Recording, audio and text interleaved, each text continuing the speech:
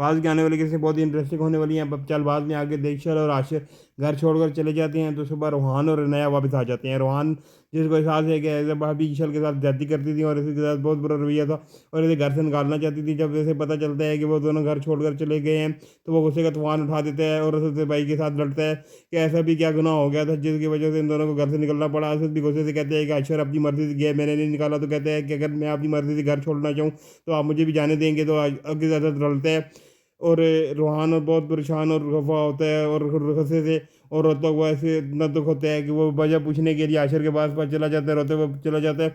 ईशल रूहान को कहती है कि आशिर रोता हुआ है, तो ऐसे अच्छे से मिलता है, रूहान से अच्छे से मिलता है और दुख से मिलता है। रूहान और आशिर दोनों दुख से मिलते हैं। रूहान कहते हैं कि आप दोनों वापस आ जाएं। आशिर और रूहान को कहते हैं कि अजब भाभी और असद भाई नहीं चाहते कि ईशल इस घर में आ रहे।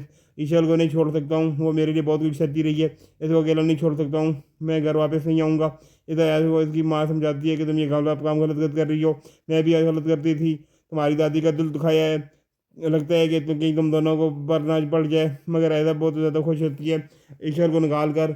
अब ये रिश्ते भी ख़त्म करवा दूंगी, तुम लोग देखो ईश्वर हमेशा के लिए घर से ख़त्म हो जाएगी।